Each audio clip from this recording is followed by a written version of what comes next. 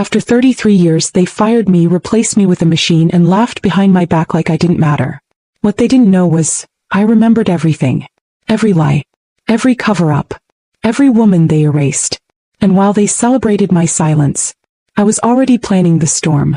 Before I begin, I just want to say thank you for taking the time to hear my story. If you're comfortable, let me know where you're listening from and what time it is where you are. Now, let me tell you what really happened. I started at Halvorson Systems in 1990. Back then we had floppy disks, a coffee pot older than me, and a CEO who still shook your hand like he meant it. I was 33 years old, newly divorced, and desperate to prove I could make a life for myself and my daughter without begging anyone. That office became my second home. I stayed late when no one asked me to. I taught myself every new system they rolled out. I trained interns who eventually became directors. And not once did I ask for more than what I earned. People would say, "Dolores, you always know what's going on." And I did. I knew who was sleeping with whom. I knew who padded their travel reimbursements. I knew who cried in the break room and who snuck liquor into their desk drawer. I was the wallflower they didn't bother hiding from because they thought I was harmless. And maybe I was, until the day they threw me out like yesterday's lunch order. It happened on a Monday. I came in early like I always did, wearing my navy cardigan and my sensible shoes, holding a tray of banana muffins I had baked for the front desk staff. The elevator had barely opened before I noticed it. My desk was gone. Not cleared. Not cleaned. Gone. In its place was a sleek white kiosk with a glowing interface and a large sign that read, "Claire, Corporate Learning AI Response Engine." I thought it was a joke at first. Maybe they were renovating or someone forgot to move my things back. I walked around the floor, but my photos, my plant, my pencil holder, everything was gone. I went straight to Brent Halvorson's office. He was the new CEO, all teeth and tech speak, the kind of man who could fire a whole department and still be on time for a podcast interview about innovation. He didn't even look surprised when I walked in. "Ms. Mayfield," he said with a thin smile that didn't reach his eyes. "I figured you'd stop by." "Where's my desk?" I asked. My voice was calm. I didn't need to shout to be heard. "We've made a strategic pivot," he said. "We're moving toward automation. AI can handle customer support, scheduling, data entry. And dignity?" I cut in. He blinked, then gave me that look people give their grandmother when she forgets what year it is. "You've been a pillar here, truly. But the future doesn't wait for sentiment." "Am I being fired?" "We're sunsetting your role," he said. "But we're happy to offer a thank you bonus for your years of loyalty." Loyalty. That's what he called it. 33 years of loyalty. Not a write-up, not a single complaint on my record. I ran that front office like a ship. I caught errors in invoices that saved them hundreds of thousands. And now a talking computer named Claire had my job. I asked him, "Who made the decision?" "Monica and I," he said. The executive team agreed. Monica Trask. The real snake behind the curtain. Always polite, always smiling, always ready to throw someone else under the bus as long as it made her look smarter. She once told a group of interns that old employees are like wallpaper, familiar but easily replaced. I remember because I was standing right behind her. Brent leaned back in his chair like he'd just done something noble. "You'll be fine, Ms. Mayfield. People like you always find something." "People like me," I said quietly. I didn't need to ask what he meant. I was a 66-year-old black woman in a tech company that hadn't hired someone over 50 in 10 years. They didn't think I could code. Didn't think I'd fight. And they sure didn't think I'd remember. I packed my things in silence. My photos, my coffee mug, the worn-out notebook I kept in my drawer. What Brent and Monica didn't know was that inside that notebook was my true resume. Notes. Names. Dates. Things that were said in passing. Things that were whispered in hallways. Things I was never supposed to hear. I walked out of that building without shedding a single tear. But the thing about people who've spent their lives being underestimated? We don't break. We bend. And when we snap back, we cut deep. That night, I sat at my kitchen table and opened that notebook. On page 1 I had written, 1991, Jasmine from admin came in crying. Said Mr. Leland touched her. HR investigated. Then she was gone a week later. I flipped to another page. 1998. Monica bragged in elevator about filtering out the old guard. Said they were dead weight and bad optics for a tech brand. Another. 2016. Brent was drunk at the company retreat. Cornered that new designer in the hallway. She filed a report. He settled. She disappeared. My hands didn't shake. My eyes didn't blur. I didn't cry. I just kept turning pages. Because I knew what I had wasn't a journal. It was evidence.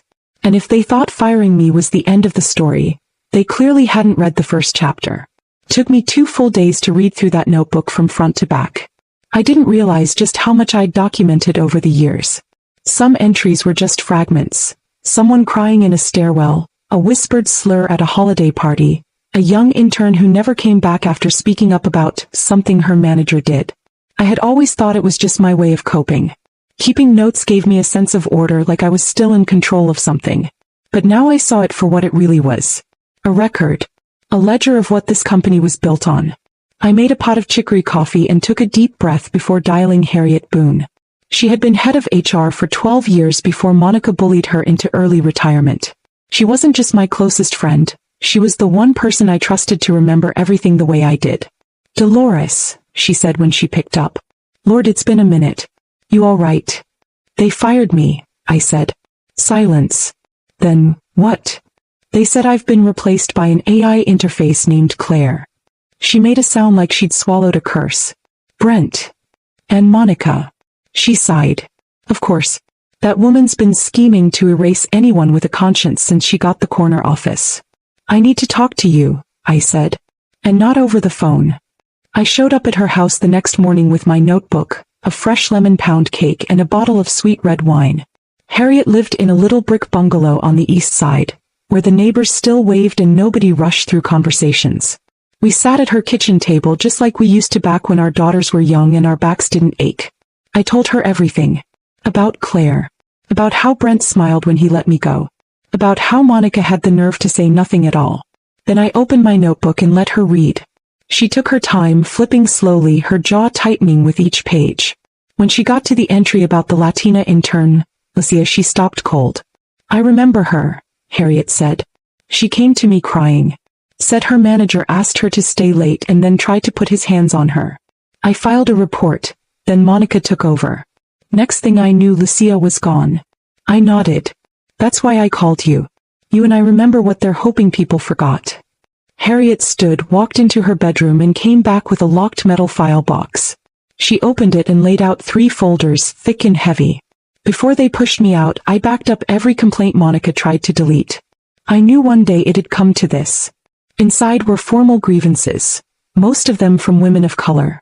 Every one of them either silenced or settled. In some cases, the names had been erased from the system entirely. One folder had a sticky note on the front. "Elevator assault, Sue." "I wasn't allowed to follow up," Harriet said. "Monica handled the settlement personally. But I kept a copy. Just in case." I opened it. The woman's name was Ana Reyes. She had been a junior graphic designer. She claimed Brent cornered her in the elevator after the 2016 retreat and groped her. The security footage conveniently went missing.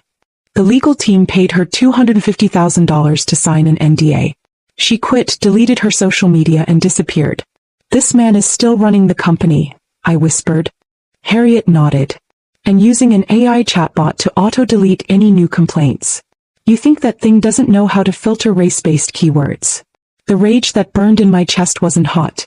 It was cold, focused, controlled.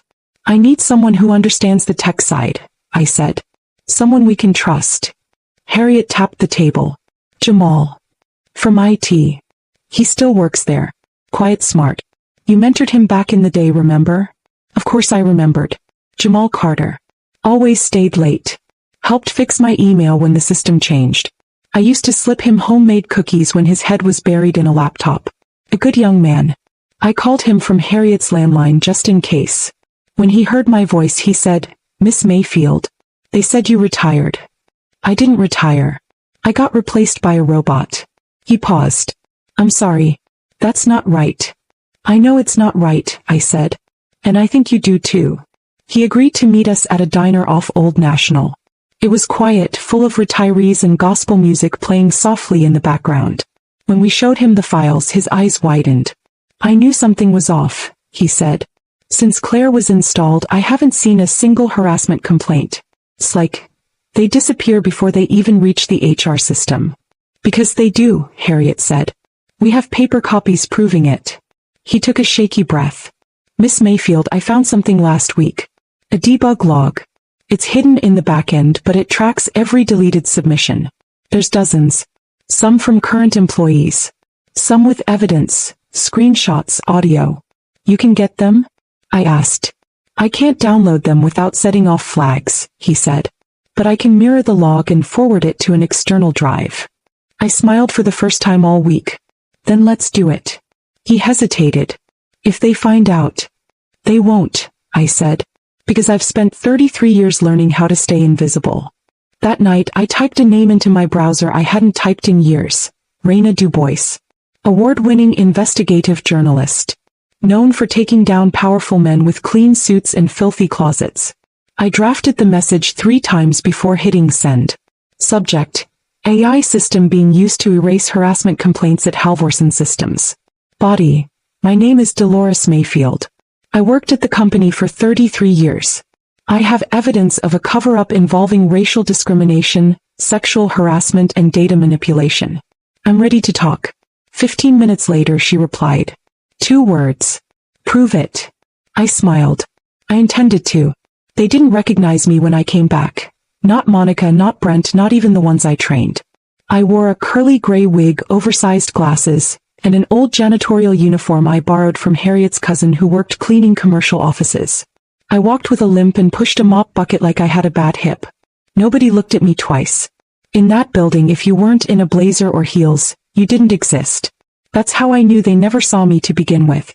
I had Harriet call in a favor to get me on the nighttime cleaning crew. Halvorson Systems outsourced to a third-party company. Cheap labor, no background checks, no ID badges. Perfect cover. On my first shift back, I walked into the main floor I had once run like a ship and felt my stomach twist. My nameplate used to sit at the front desk. My notes, my pens, my files. All gone now. In their place, the screen of Claire blinked silently. A soulless interface, polite and professional, and completely complicit in silencing people like me. Monica walked past, heels clicking, laughing loudly with a junior manager about the deadweight we finally dumped. I froze by the janitor's closet and listened. We should have done it sooner, she said. The old timer slowed everything down. Now Claire handles it in half the time. And no more HR messes, the man chuckled. I swear if I had to sit through one more complaint about uncomfortable eye contact, I was gonna lose it. Monica smirked. Let the algorithm deal with their feelings. I pressed record on the burner phone in my pocket. Later that night I cleaned the executive conference room. Brent was there, drunk, red-faced, bragging to 2 investors on a Zoom call about how cost-effective Claire had been. Then he said something I'll never forget. We didn't just streamline. We sanitized. All that HR drama. Gone. Claire doesn't care if someone feels uncomfortable. She's a machine. She's perfect. I moved to wipe the glass table just as he slurred, Dolores Mayfield, now there's a dinosaur. I don't miss that sad cardigan one bit.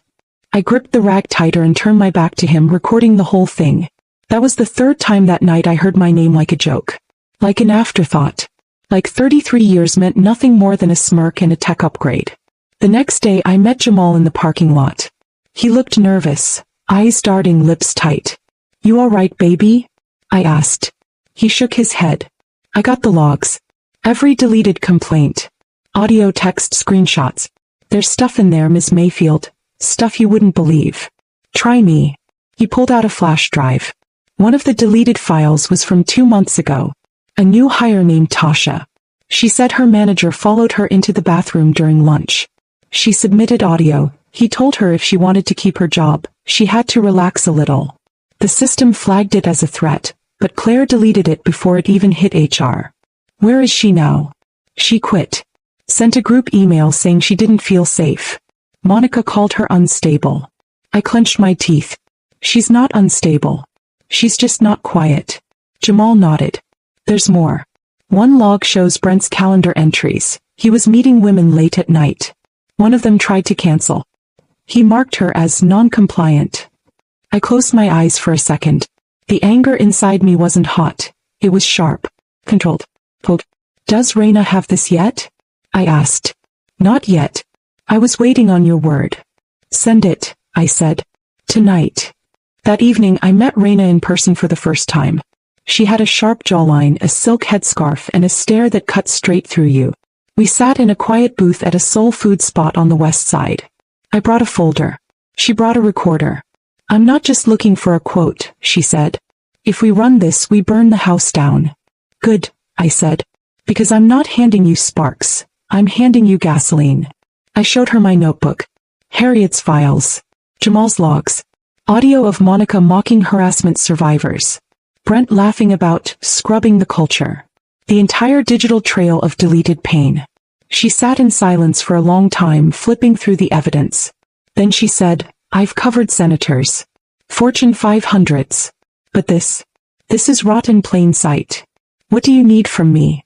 I asked. Your permission to use your name. And one photo. I slid a printed headshot across the table. I hadn't smiled in it. I didn't need to.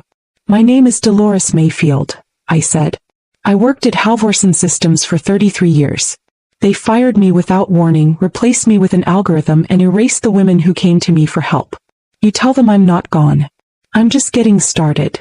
She clicked off the recorder and extended her hand. Miss Mayfield, she said, let's set the match. By the time I got home that night, Raina had already drafted the headline. Deleted. How a corporate AI system was used to silence harassment complaints and protect a CEO's crimes. I read it twice. Then I went to bed and slept better than I had in years. As they thought I was gone. They thought I was irrelevant. But I still had the one thing they could never automate. A voice. And I was finally ready to use it. The story broke on a Sunday night. By Monday morning the whole city knew my name. It started as a ripple. A few retweets. A handful of shares. But by 8 a.m. it was a tidal wave. Raina's headline was on every timeline, every feed, every group chat that Black women ever created to survive corporate America. Deleted. How a corporate AI system was used to silence harassment complaints and protect a CEO's crimes. I sat on my porch swinging my robe with a warm cup of ginger tea and watched the neighborhood come alive with noise. Miss Florence from down the street walked over holding her iPad like it was holy scripture. Dolores, she said breathlessly, is this you? I just nodded. She covered her mouth. Baby, you lit the match and burned the whole house down. And I had. Brick by rotten brick. Raina's article laid everything out. The AI system trained to detect and delete HR complaints with specific keywords. How the complaints from women of color disappeared the fastest. How Claire flagged their language as emotional disruption and auto-archived them to avoid clutter. She published screenshots from Jamal's mirrored logs, emails about harassment, transcripts of audio files, even internal messages from Monica bragging that the old guard is finally out of our way. And then came the recordings. Brent's voice laughing in a boardroom. Dolores Mayfield? He was sweet. Like a church auntie. Always smiling. Always soft. But this is a fast game now. No room for muffins and menopause. They put that quote in bold. I didn't need to cry. The internet cried for me. By 9 a.m. hashtag started trending. Hashtag justice for Dolores. Hashtag you can't delete us. Hashtag Halvorson exposed. Hashtag Brent knew. Jamal texted me an update from inside the building. Brent locked himself in his office. Monica's working remotely. Everyone's pretending not to panic. By 10:30, Raina dropped a second article. Voiceless by design. The algorithm that buried Black women. This one hit like thunder. She released the transcript of Tasha's deleted audio, the intern who tried to report her supervisor. Her voice trembling but clear. He waited until I went to the bathroom. He said I needed to be nicer if I wanted to stay. I recorded it. I filed it. Next thing I knew, my access badge didn't work. I never even got a follow-up. And just like that, the internet turned righteous. Women started coming out of the woodwork. Former Halvorson employees, contractors, interns. Raina began receiving dozens of messages from people with similar stories. Patterns. Trauma. Silence. She cross-referenced dates and found over 20 cases where a complaint was submitted, but no HR record ever existed. Then came the sponsors. One by one, Halvorson's biggest clients and backers began releasing public statements. We are deeply disturbed by the revelations. All contracts are suspended until further notice. We stand with women. especially those who were silenced. By lunchtime, Brent was no longer just a CEO with a PR problem, he was a liability. At 12:17 p.m., the Halvorsen board issued a statement. An external investigation will be conducted. CEO Brent Halvorsen has been placed on administrative leave effective immediately. Translation: he got dragged. But it wasn't just his job falling apart. That same afternoon, Raina received a phone call from Brent's wife. She reached out to me, Raina told me over the phone. Said she had no idea about the settlement money. Said she recognized the name Ana Reyes. My breath caught. Ana Reyes was the young designer Brent had assaulted in the elevator in 2016. The one who vanished after the NDA. She said she saw Brent wiring funds right after the retreat, Raina said. He told her it was a software licensing issue. Now she knows the truth. What did she say? I asked. She said, and I quote, "If he used our marriage to cover up crimes, I will take everything." And she meant it. By the end of the day, the divorce was filed. She publicly revoked her shares in the company and handed her attorney to the DOJ. Raina dropped a third story before the day ended. Deleted and divorced. Wife of CEO breaks silence on AI abuse and cover-up.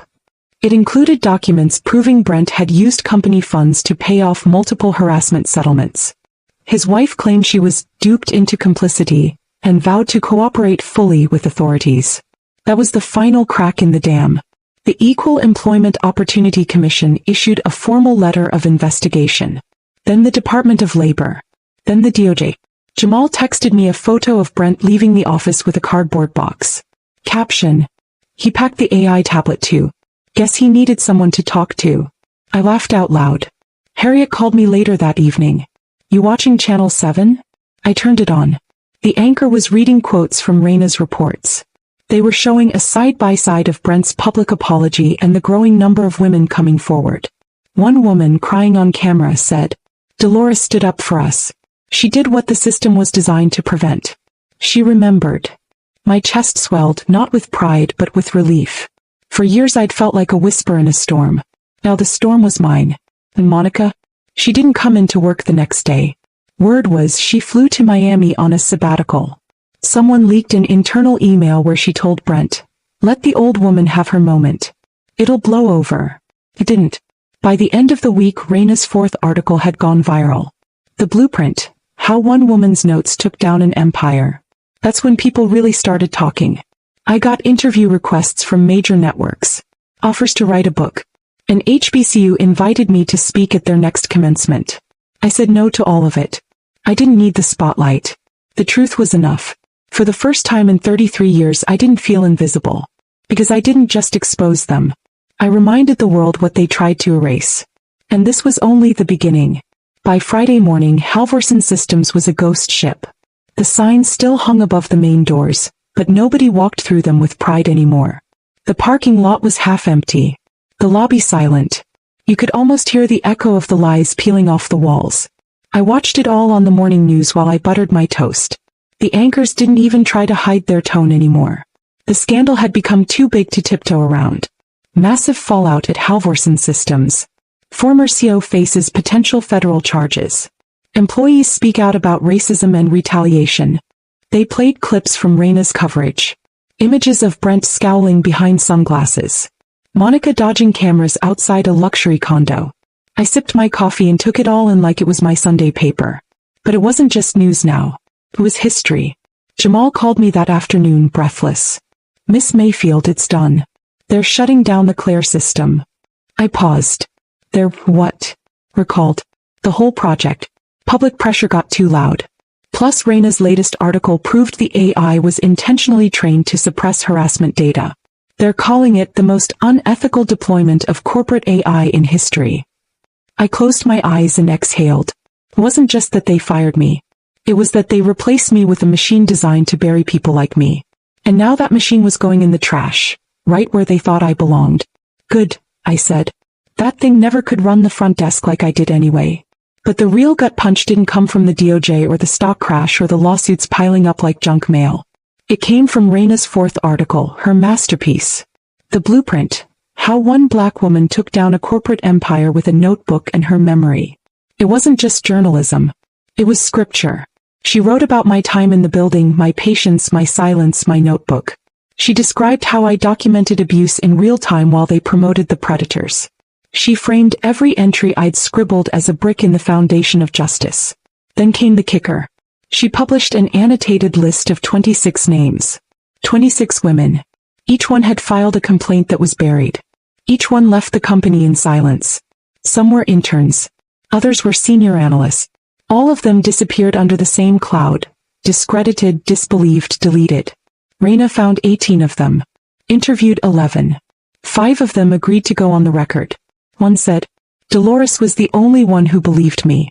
Now the world does too." Another said, "She trained me. She saved me. And she never once asked for credit." I sat on my porch and read every word with my hand over my mouth. I didn't cry. Not yet. But my heart felt like it was humming. Like something inside me had been asleep for years and had finally woken up.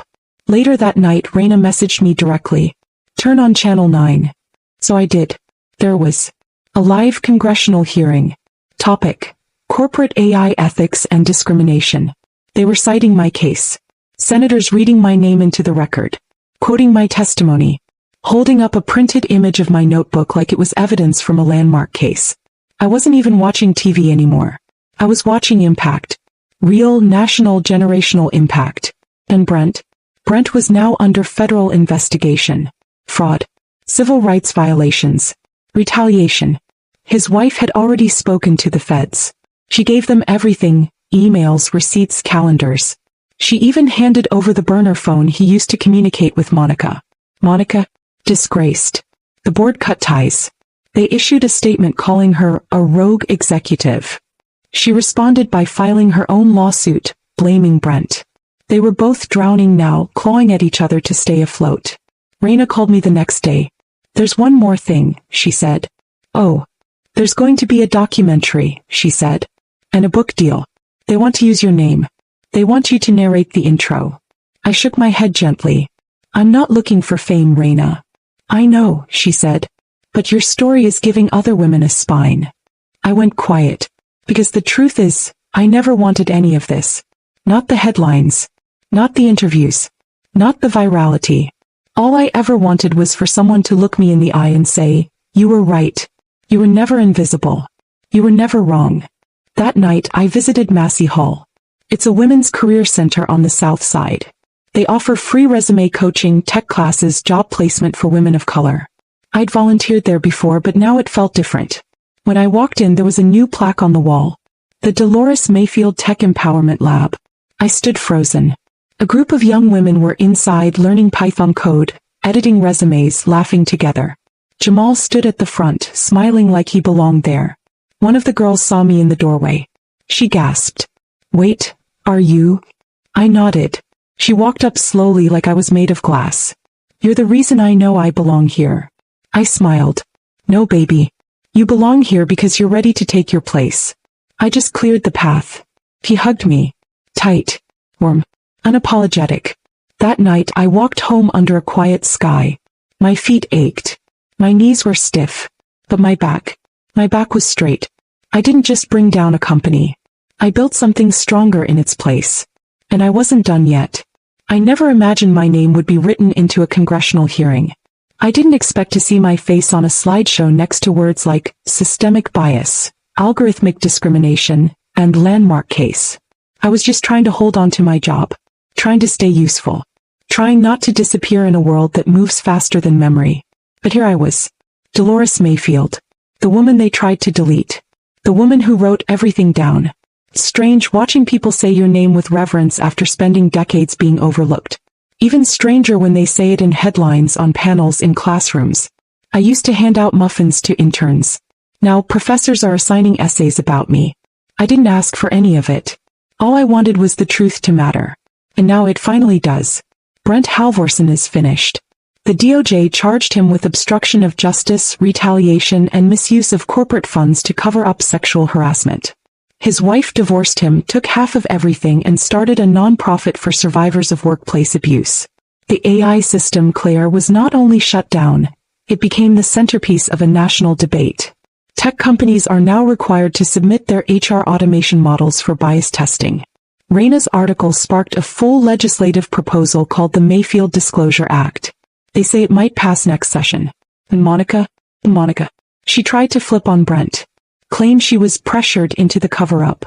But Raina had emails, audio, timestamped files, Monica's signature on NDA after NDA. She's banned from holding an executive position in any publicly traded company. Last I heard, she was living in South Florida, fighting civil suits and begging not to be subpoenaed again. I don't feel bad for her. Because when I cried in the janitor's closet, she laughed. When I trained her staff, she erased my name from every report. When I vanished, she celebrated. Now she's the one nobody sees. Funny how that works. Meanwhile, things have been quieter for me. Not peaceful, just quiet. I go to the community center every Tuesday. Jamal runs the tech boot camp now. We help women, mostly over 40, learn basic code, digital filing, online banking. Most of them say the same thing. I thought it was too late for me. And I always smile and say, baby, the system wants you to believe that. But the system is a liar. Sometimes I bring peach cobbler. Old habits die hard. The girls call me Miss D. They write my name in big loopy cursive on thank you cards. They send photos when they land their first job. Some of them cry the first time they're handed a laptop. I never thought I'd matter again, one of them told me. I just hugged her. Trust me, I whispered. I know exactly how that feels. My house feels warmer now, even though the weather hasn't changed. Maybe it's because people stop me at the grocery store. Maybe it's because every time I open my mailbox, there's a handwritten letter from someone saying, you reminded me to speak up. Or maybe it's because I'm finally seen. Not as a relic. Not as a whisper. But as a woman who remembered, who watched, and who waited until the time was right. I wrote everything down because I was afraid of being forgotten. Turns out that notebook made me unforgettable. Raina's book is coming out next spring. She sent me the draft. The dedication page says, for Dolores Mayfield, who kept the truth alive when no one else would. I wept when I read it. Not because I wanted recognition, but because someone finally understood. We weren't just surviving. We were archiving. One of the most powerful moments happened last week. Raina invited me to speak at a panel on ethics in technology. I declined. I don't do microphones. But I did agree to attend and sit in the front row. Halfway through the discussion, a young woman stood up and said, do you all understand what Miss Mayfield really did? She didn't just tell her story. She dismantled a machine built to erase people like her. She didn't break the system. She revealed it. The room fell silent. Then they clapped. Not for me. For us. For every woman who took notes in the margins. Who documented injustice with receipts instead of rage. Who lived in silence long enough to explode in full voice. When I got home that night, I pulled out my old notebook. I flipped through every page. Jasmine. Anna. Lucia. Harriet. All there. All remembered. I added one final line at the very end. They tried to delete me. But I backed up the truth. That's the legacy I leave behind. Not a name on a building. Not a face on a screen. Just a quiet woman with a pen, a sharp eye, and the courage to write it all down until someone finally listened. Because I wasn't the problem. I was the proof. And now they can never erase me again.